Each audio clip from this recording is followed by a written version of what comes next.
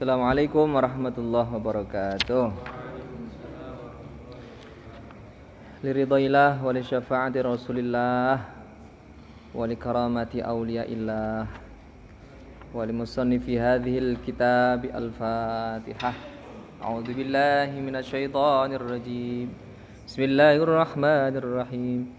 Alhamdulillahi rabbil alamin arrahmanir rahim maliki yaumiddin. إياك نعبد وإياك نستعين اهدنا الصراط المستقيم صراط الذين أنعمت عليهم غير المغضوب عليهم ولا الضالين آمين.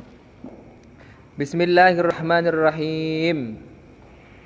قال المصنف رحمكم الله ونفعنا به وبعلومه وأمدنا bi asrarihi wa a'adda alaina min barakatihi wa fikum fid dharaini amin ya rabbal alamin. Bismillahirrahmanirrahim. Qala al-musannif rahimakumullah wa nafa'ana bihi wa bi'ulumihi wa amadana bi asrarihi wa fikum fid dharaini amin ya rabbal alamin. Al-haditsu tasi' utawi kiku hadis kang nomor 9, hadis yang ke-9, judulnya al-akhdhu bil yasir wa tarku at-ta'sir. Jadi ambillah yang mudah, tinggalkan yang susah. Nah, judulnya di kitab Al-Wafi, al-akhdhu bil yasir wa tarku at-ta'sir. Ambil yang mudah, tinggalkan yang susah. An Abi Hurairah cinarita saking Abu Hurairah. Iki sahabat sing paling masyhur ya. Soalnya kawit cilik paling dihafalke ya Abu Hurairah. Ning Jumatan soalnya an Abi Hurairah radhiyallahu anhu annahu qol. Kawit cilik Abu Hurairah wis apal awake dhewe. Abdurrahman bin Sakhar. Abdurrahman bin Sakhar. Nama asli daripada Abu Hurairah adalah Abdurrahman bin Sakhar. Kalau tidak salah Abdurrahman bin Sakhar ad-Dausi. Termasuk di antara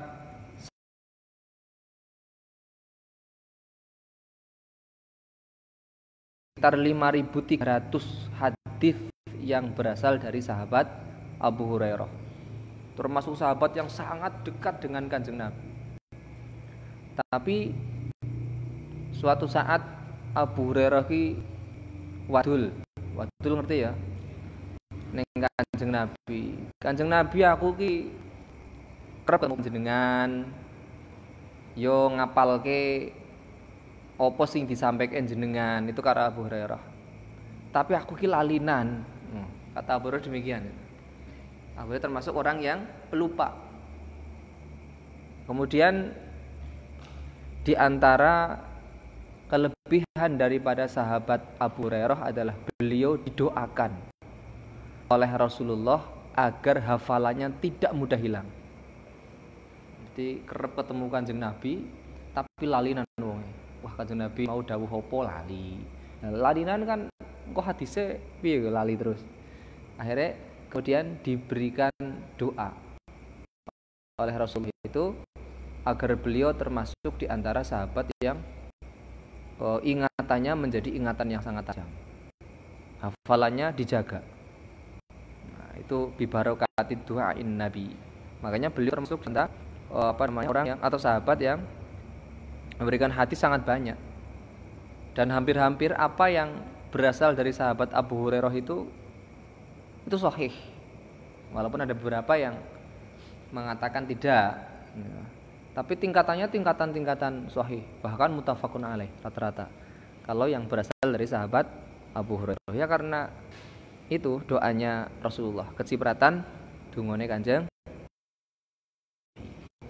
Sapa Allahu Gusti Allah anhu marang sahabat Abu Hurairah. Kala dawuh sapa Abu Hurairah. Aslinya Hurrah iki kucing cilik.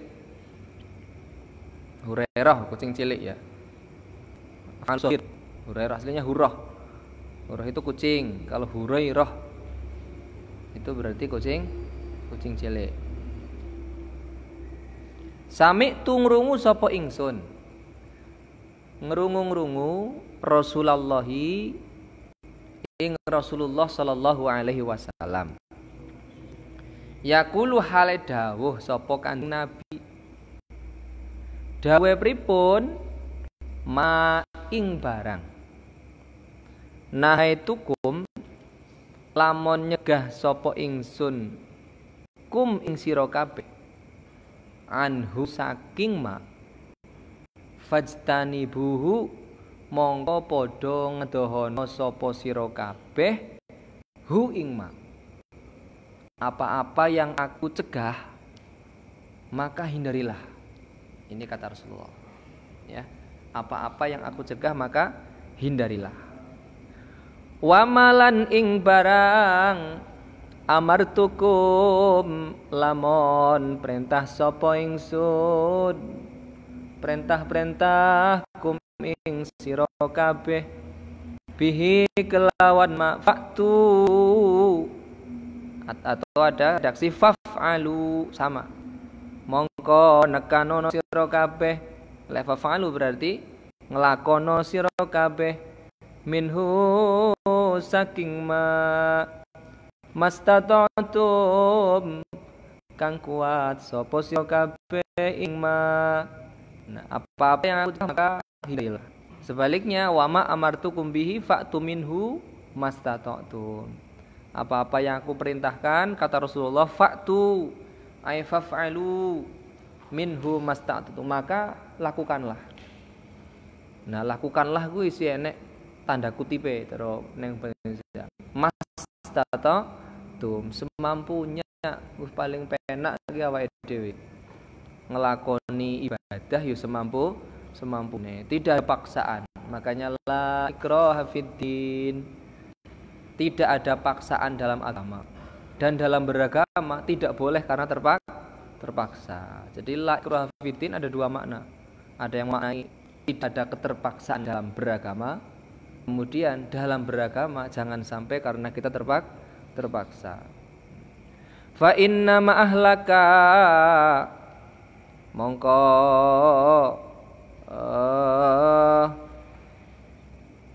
fa inna ma ahlaka mongko wis ngerusakake alladzina ingkang akeh min qablikum saking sadurunge sira kabeh apa katratu masailihim oleh akeh pitakone alladzina min qablikum waqtilafuhum man pasulayan qablikum ambiyaihim ingatase piro-piro nabine alladzina min qablikum. Dan di antara kerusakan orang-orang terdahulu adalah karena terlalu banyak bertanya, terlalu banyak berselisih ala ambiyaihim kepada nabi-nabi mereka. Rawahu ngriwayatake hu ing hadis sapa al-Bukhari Imam Bukhari wa Muslimun lan Imam Muslim. Nah, kerusakan termasuk akeh sing wong akeh takoke. Makanya sahabat Muhajirin dan sahabat Ansor itu bersama Rasulullah ketika Rasulullah ya wis ora kakek takok. Beda karo Bani Israil. Kowe takoke akeh. Makanya di antara asbabul wurud hadis ini adalah ketika Rasulullah itu memerintahkan kewajiban berhaji, diwajibkan atas kalian semua berhaji. Itu ada yang bertanya, "Lah kuwi hajine setahun sepisan apa setahun ping 3 apa ping piro?" Ngono kakek takok. Wis pokoke haji ngresik wae. Nanti ada keterangan lanjutan. Kakek takok. Nah, itu termasuk di antara salah satu penyebab kerusakan orang-orang terdahulu karena banyak berselisih. Nabi ini malah gak lakoni perintah tapi malah akeh takok. Nah, hadis ini termasuk hadis muttafaqun alaih. Qala An-Nawawi fi Syarh Muslim indal kalam hadza min qawaidil Islam al-muhimmah wa min jawami'il kalim. Lagi-lagi hadis yang terkumpul dalam kitab Arba'in Nawawi ini banyak yang kemudian mengomentari termasuk di antara jawami'ul kalim. Kemarin menyampaikan jawami'ul kalim maknanya adalah perkataan Rasulullah yang singkat, padat, namun memiliki makna yang sangat luas. Itu namanya jawami'ul kalim. Bahkan kata Imam Nawawi fi Syarh Muslim indal kalam hadza min qawaidil Islam al-muhimmah. Dari hadis inilah kemudian muncul banyak sekali kaidah-kaidah Islam karena berkaitan dengan perintah, karena berkaitan dengan larangan, sehingga nanti banyak sekali kaidah-kaidah yang muncul yang berasal dari hadis ini. Nah, kira-kira apa saja yang bisa kita ambil pelajaran dari hadis ini? Yang pertama, manahaikum anhu fajtanibu. Apa-apa yang dilarang oleh Allah maka hindari. Ya, apa-apa yang dilarang oleh Allah maka hindari. Para ulama itu membagi meninggalkan larangan itu menjadi dua. Yang pertama, nahyu at-tahrim, larangan yang bersifat haram.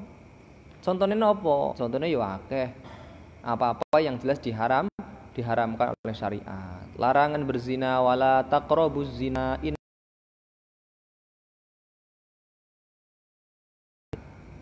barang riba, wa ahallallahu bai'a wa harramar riba, larangan yang sifatnya haram.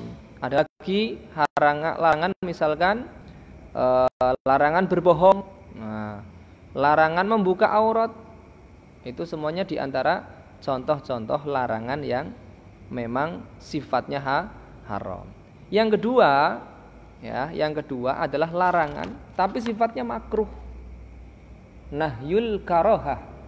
Kalau tadi nahyut tahrim, kalau yang kedua nahyul karohah, larangan tapi sifatnya memang makruh. Kalau makruh kita mengartikan kan lebih baik ditinggalkan. Walaupun sebenarnya masih dalam kategori boleh. Namanya saja makruh. Makruh itu sesuatu yang disengit, sesuatu yang tidak disukai. Ya. Contohnya apa? Wa minhu amthilatu dzalik an-nahlu an aklil basal awit saumi. Ya. Contohnya adalah memakan bawang merah, memakan bawang putih. Ketika apa? Liman arada huduri salatil jum'ati awil jamaah. Sampean meh nekoni salat Jumat, meh nekani salat jamaah kok mangan bawang, mangan berambang yang sekiranya menimbulkan bau. Ya memang mungkin ada yang senang aroma bawang, ada yang senang aroma berambang, bawang putih, bawang merah. Namun kebanyakan tentunya lebih banyak yang tidak suka dibandingkan dengan yang suka. Makanya dimakruhkan.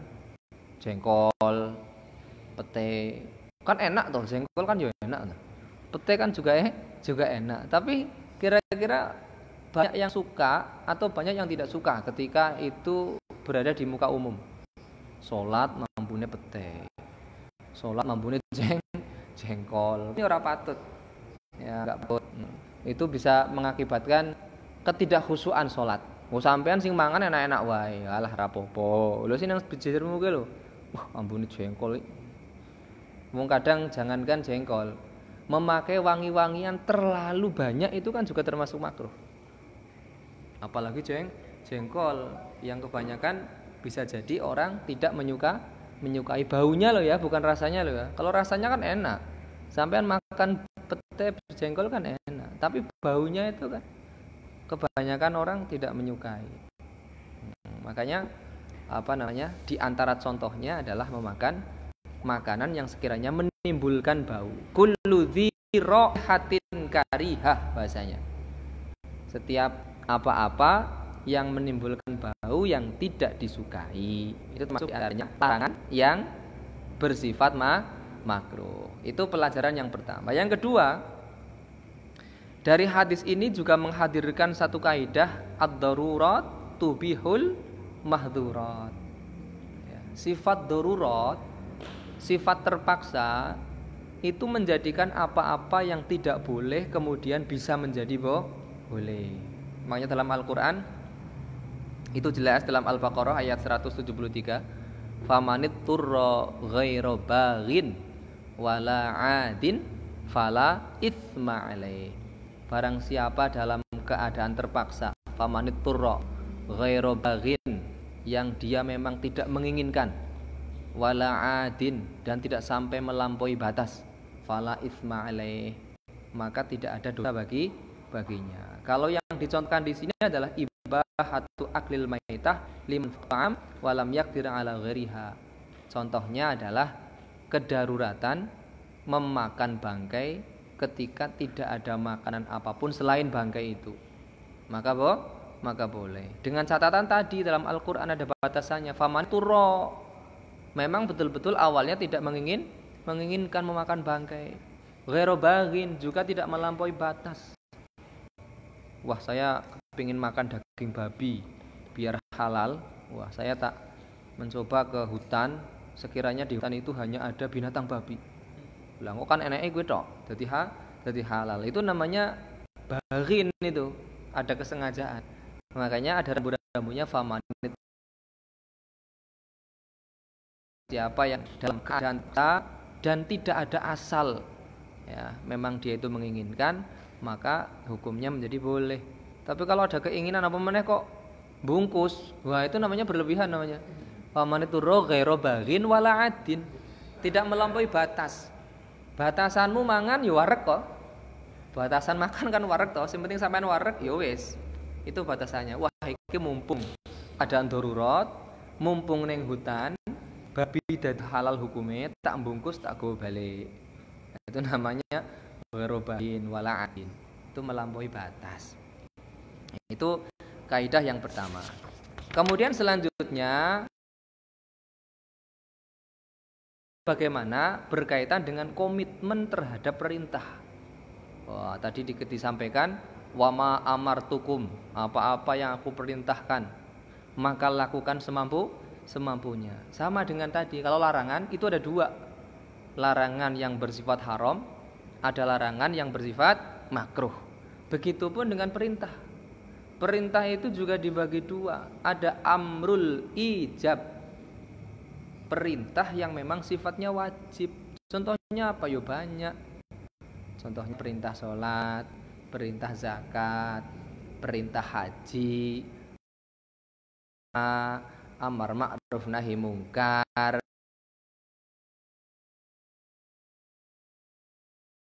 Perintah yang memang sifatnya wajib. Tapi ada yang kedua, amru an-nadab, perintah yang sifatnya sunnah, ya apapun yang sekiranya memang sunnah disampaikan oleh Rasulullah. Oh, sunnah memakan menggunakan 3 jari. Wah, gue lek mie ayam piye, Pak? Oh, ya kayak karo sendok to lek mie ayam mestine to. Karo sendok ya lang mosok mangan soto sampean karo 3 jari kan ya kangelan. Oh, makan dengan menggunakan 3 jari, bahkan menggunakan tangan kanan. Nah, diawali dengan basmalah, diakhiri dengan doa alhamdulillah. Itu kesunahan-kesunahan. Kanjeng Nabi itu senang kalau memakai baju putih.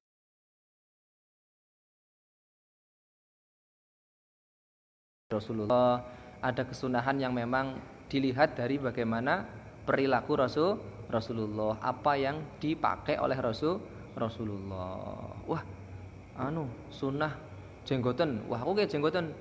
Ke sunnah, ya sunnah. Sebab jenggot itu filosofinya adalah satu-satunya kesunahan yang bisa dibawa mati. Sampai sunnah dibawa mati ya bisa ya jenggot ya. Kesunahan yang dibawa mati. Sampean jenggote telur apa-apa. Wah, iki kesunahan. Telu meh 7 meh 12 ora apa-apa. Yang penting jenggoten. Kesunahan yang bisa dibawa mati itu jenggot. Kemudian yang keempat, dari hadis ini juga melahirkan satu kaidah al-masyaqqah tajib taisir, yang namanya masyaqqah, kesulitan. Nah, kondisi sulit tajlibut taisir itu bisa menarik kepada kemudahan, ya. menarik kepada kemudahan. Dalam Al-Qur'an jelas, yuridullahu bikumul yusra wala yuridu bikumul usr. Jelas Allah itu menghendaki kemudahan, wala yuridu bikumul usr, juga tidak menghendaki yang namanya kesulitan. Itu kaidah yang sangat umum. Contoh paling mudah begini. Dalam hal rukhsah, ya, kondisi sulit kemudian menjadikan kita mendapati suatu kemudahan.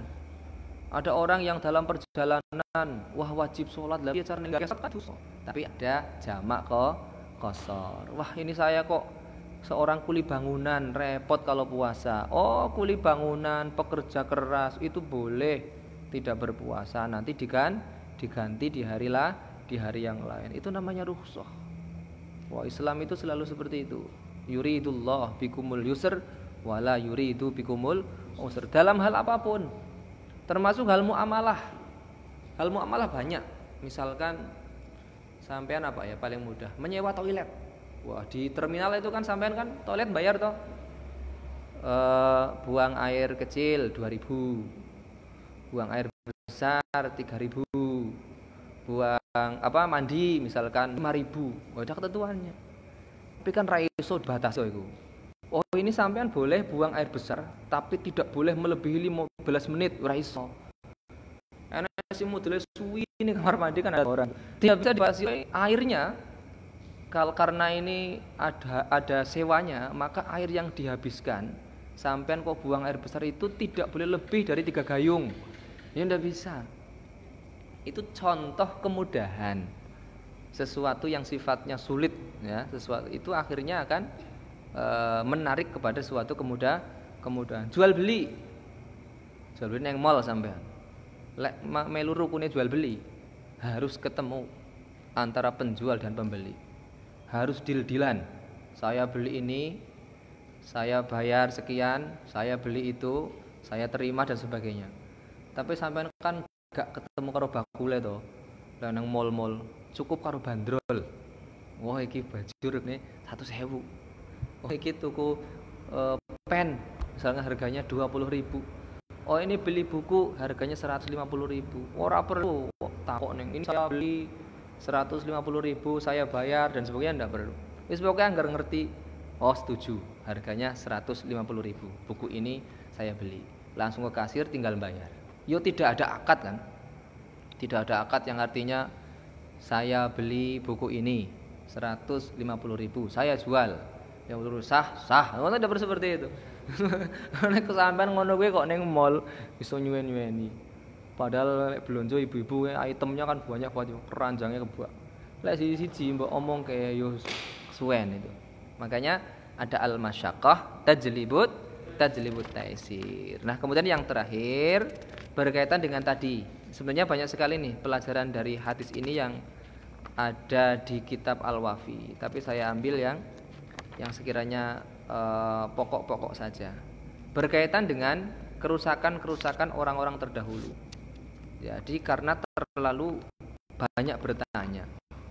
Su'al manhin anhu wa huwa 'ala darajati aidan. Jadi pertanyaan-pertanyaan itu ternyata juga ada derajatnya. Pertanyaan yang sifatnya wajib, itu ada yang sifatnya wajib. Matlubun syar'an, ya, sifatnya wajib. Contohnya apa? Ketika kita bertanya tentang perkara-perkara yang wajib. Oh, sholat ini rukunnya apa? Kan seperti itu. Itu termasuk bukan tadi yang termasuk di antara merusak, tidak, karena berkaitan dengan suatu kewajiban, tidak tahu rukun, tidak tahu syaratnya, minta diajari terkait dengan kefarduan. Ada yang kemudian fardu kifayah. Kalau di sini yang dicontohkan fardu kifayah berkaitan dengan ilmu. Makanya kenapa misalkan belajar ilmu tajwid. Kalau keterangan dalam kitab Hidayatus Sibyan itu begini. Membaca Al-Qur'an sesuai dengan ilmu tajwid itu hukumnya fardu ain. Tapi belajar ilmu tajwidnya itu hukum fardu kifayah.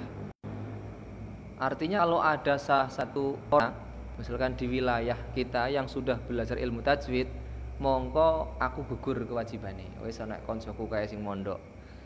gugur kewajiban. Tapi membaca Al-Qur'an dengan menggunakan ilmu tajwid, kaidah yang baik dan benar, itu hukumnya fardu ain. Itu. Makanya kan kalau di TPQ di rumah itu kan tidak selalu detail diajarkan keilmuannya, tapi yang penting bisa membaca Al-Qur'an dengan baik dan benar. Coba anak-anak yang di kampung-kampung, pertama kali iqra dulu, yang penting belajar a, ba, ta. Oh, kalau ada alifnya ba, ta, sa, oh panjang, bi, ti, mereka sebenarnya sudah ada ilmunya, tapi belum ada teorinya. Nah, kalaupun diberikan ilmu, rata-rata kalau umurnya umur SD itu baru pada tahap hafal. Ada nun mati bertemu dengan ba, hukumnya iqlab. Ada mim mati bertemu dengan ba, nun mati bertemu dengan nun. Misalkan ada dal mati dibaca apa dan sebagainya, itu hanya hafal saja. Belum sampai pada pemahaman. Nanti pemahamannya kalau sudah dewasa, oh ternyata yang disebut dengan idgham itu memasukkan satu huruf yang lain. Oh pantes ketika ada nun mati bertemu dengan nun, kok nun yang pertama itu seperti hilang karena masuk kepada nun yang kedua. Oh, baru dipahami ketika kita sudah dewasa keilmuannya. Makanya dihukumi sebagai fardu kifayah. Itu berkaitan dengan pertanyaan. Yang kedua, ada juga pertanyaan-pertanyaan yang sifatnya haram. Ya, pertanyaan-pertanyaan yang memang tujuannya itu untuk merendahkan. Tujuannya adalah untuk sesuatu yang tidak baik. Pertanyaan-pertanyaan nopo ke pertanyaannya kok orang mutu. Ya, makanya tidak diperbolehkan. Kasuali an waqti qiyamis saah. Contohnya adalah pertanyaan-pertanyaan yang berkaitan dengan rahasianya Allah. Takok wae tentang kiamat ki kapan to? Panitiane jane opo to panitiane kiamat ki kok pernah kapan waktune? Pengumuman dari kiamat. Wa an haqiqatir ruh. Bertanya tentang hakikatnya ruh.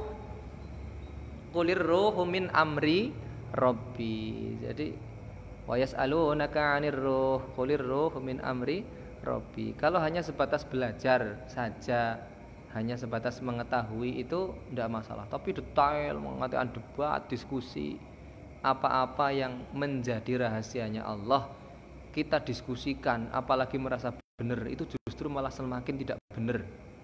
Nah, itu rumusnya seperti itu. Ada orang yang belajar tentang takdir kan rahasianya Allah.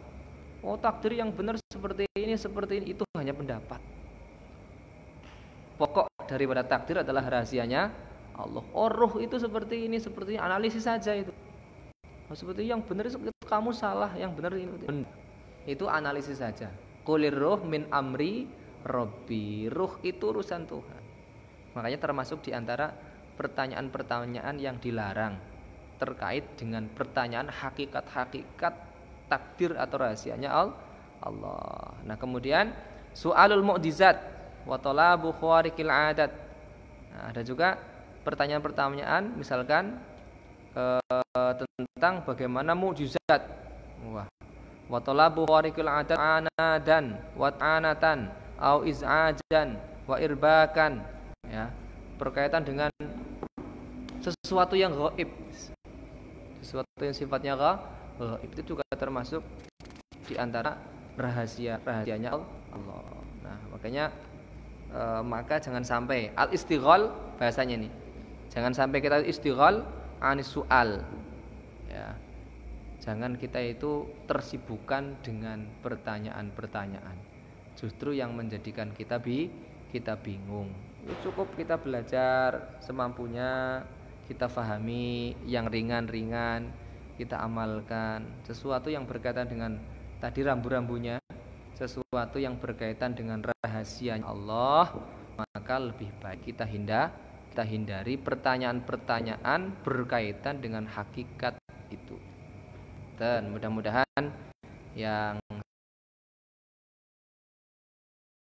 itu bersama dengan membaca doa kafaratul majlis. Bismillahirrahmanirrahim. Subhanakallahumma wa bihamdika asyhadu an la ilaha illa anta astaghfiruka wa atubu ilaik. Walhamdulillahirabbil alamin. Wal 'afu minkum. Assalamualaikum warahmatullahi wabarakatuh.